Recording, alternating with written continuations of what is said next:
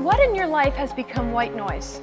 So that all of a sudden you're either deaf or blind to the things that are before you, that you have the power, you have the opportunity, you have the freedom, you have the strength, the influence to change.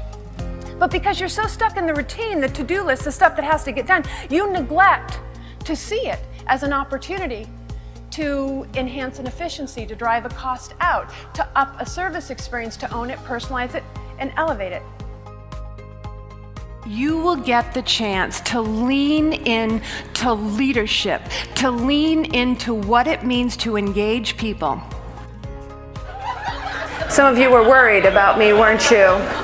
You were worried where we were going with that. How many of you know that WTF stands for What's the Future? You know it now. I think what we find is that it can be all-consuming. If the truth be known, some executives will say, I get this sense of innovation vertigo where I know I'm supposed to do it, but how do you embrace it all? Well, one person doesn't have to embrace it all. That's where we have to create a culture where innovation is everyone's job. It was common for all of us to refer to the customer as king. That was what we did. That's not true anymore. The customer is actually queen. Once you know what she is concerned about, then you can start to better address her, engage her, facilitate her learning, facilitate her conversations, facilitate her improvements, facilitate her achievement and realization of her goals.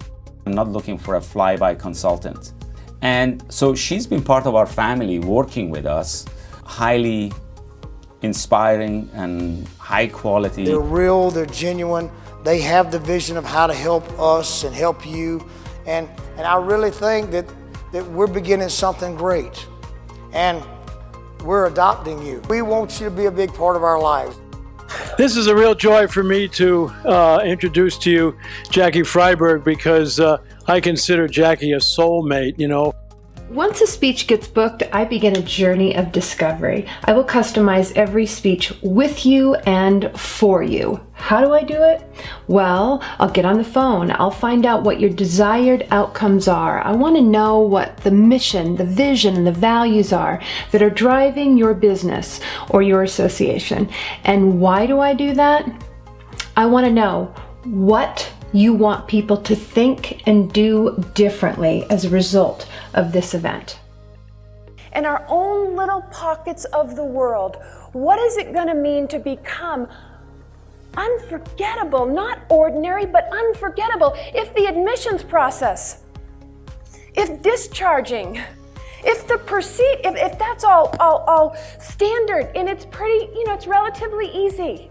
If the procedure is done correctly the first time, if the prescription is right and it helps, if the diagnosis is accurate and it's insightful, is that unforgettable?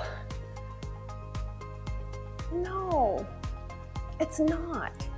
It's expected. These days, it's ordinary.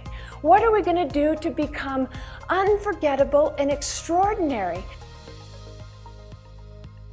The only way you can draw the best out of others is by first knowing who you are, growing yourself, and then you earn the right and the respect of others so that you can draw them into that space of self-awareness, having a more positive impact, and becoming a leader themselves. What if we had a button that allowed people to contribute to a policy? Woo. I know, don't you love that? Joe's so in. In the spirit of changing 2 or 3 things in my life and in the impact that I have on people around me, I can enhance, improve my brand. That's what this is all about.